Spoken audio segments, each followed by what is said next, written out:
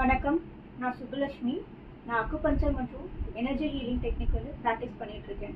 இப்போ world skills கவுன்சிலோடைய career development சர்டிஃபிகேட்காக ஒரு demo video எடுக்க போகிறேன். இப்போ முதல்ல டீப் பல்ஸ் பார்த்துட்டு எப்படி அக்குபஞ்சர் நீடில் போடுறது அப்படின்னு சொல்லிட்டு இப்போ ஃபஸ்ட்டு பார்க்க போகிறோம். இவங்களுக்கு முதல்ல இப்போ நான் டீப் பல்ஸ் பார்க்க போகிறேன். 2 கையிலையும் பார்க்கணும். முதல்ல இந்த கையிலேருந்து ஆரம்பிக்கிறேன்.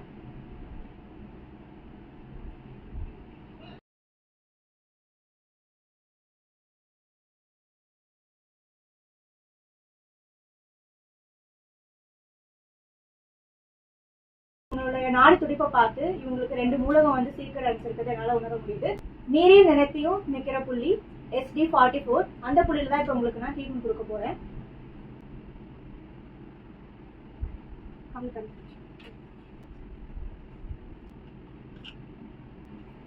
காலில் இருக்க மூலக புள்ளி SD44ல இப்போ நான் நீடில் பண்ண போறேன்.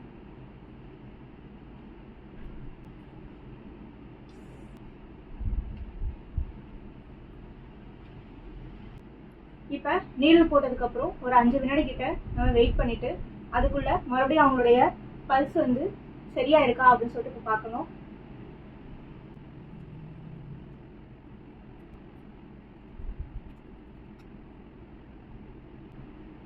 இப்போ முன்னாடி பார்த்ததுக்கும் இப்போதுக்கும் நாடியோட துடிப்புல வித்தியாசம் இருக்கிறத உணர முடியுது. அதனால இப்போ நம்ம நீடில் வெளியே எடுத்துடலாம்.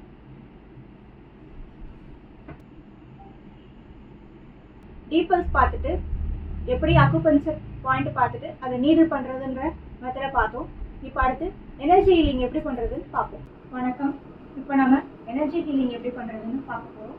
முதல்ல இந்த மாதிரி பேஷண்ட்டை படுக்க வச்சுக்கணும். அவங்கள இந்த மாதிரி காலில் போட்டு வலது கால் மேலே இடது கால் போடுற மாதிரி படுக்க வச்சுட்டு அவங்களுக்கு ரிலாக்ஸேஷன் கொடுத்துட்டு படுக்க வச்சதுக்கப்புறம் அவங்களுடைய ஆறாவை ஸ்கேன் பண்ணணும். எனர்ஜி ஹீலிங் பற்றி நம்ம ஃபுல்லாக விளக்கமாக சொல்லியிருக்கணும்.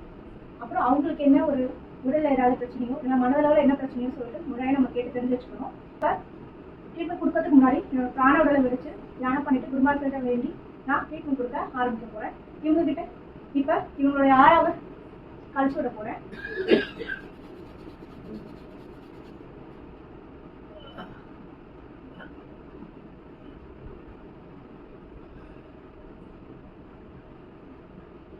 இவனோட ஆறாவை கழிச்சு விட்டதுக்கு அப்புறம் இப்ப ரெடியூசர் குறியீடை போட்டு அந்த கழிவுகளை வெளியேற்ற போறேன்.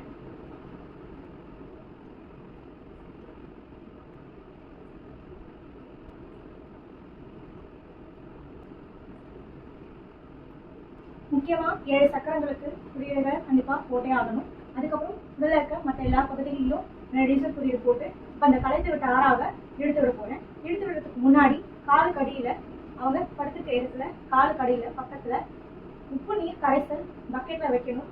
இல்லைன்னா மிஸ்டு ஃபயரை நம்ம எரிஞ்சிட்டு இருக்க மாதிரி கற்பனை பண்ணிக்கணும். ஒன்று மன ரீதியான தொந்தரவுக்கும் இல்லை உடல் ரீதியான தொந்தரவான்னு சொல்லிட்டு நம்ம பார்த்துட்டு அதுக்கான கலரை நம்ம சூஸ் பண்ணி அந்த எரியிட விடுற மாதிரி கற்பனை பண்ணிக்கணும். இப்போ நான் கழிச்சு விட்ட ஆறாவது கழிவுகளை வெளியே எடுத்து நீக்கி விட போறேன்.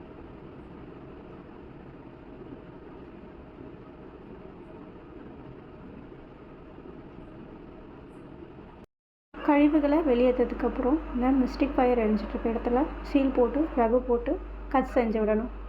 இதுக்கான தீர்வு கொடுக்கறதுக்காக குறியீடுகள் போட ஆரம்பிக்கணும்.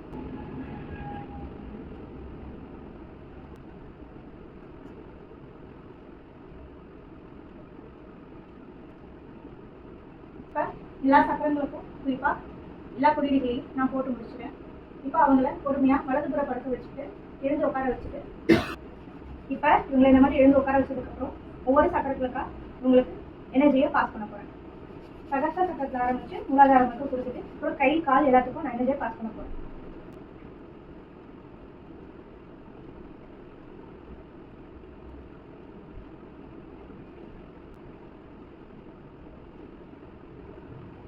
எல்லா சக்கரங்களுக்கும் எனர்ஜியை பாஸ் பண்ணதுக்கப்புறம் போய் இவங்களுக்கு பாதுகாப்புக்காக திருசு குறியீடு போட்டுவிட்டு நெக்ஸ்ட் பாசிட்டிவ் ஷோக்கரை போட்டுட்டு இவங்களை ட்ரீட்மெண்ட்டை முடிச்சுட்டு போகிறோம். அவங்க இடத்துல அவங்க படுத்தி எழுந்த இடத்துல ரகு குறியீடு போட்டு பாசிட்டிவ் ஷோக்கரை குறியீடுக்குள்ள போடணும்.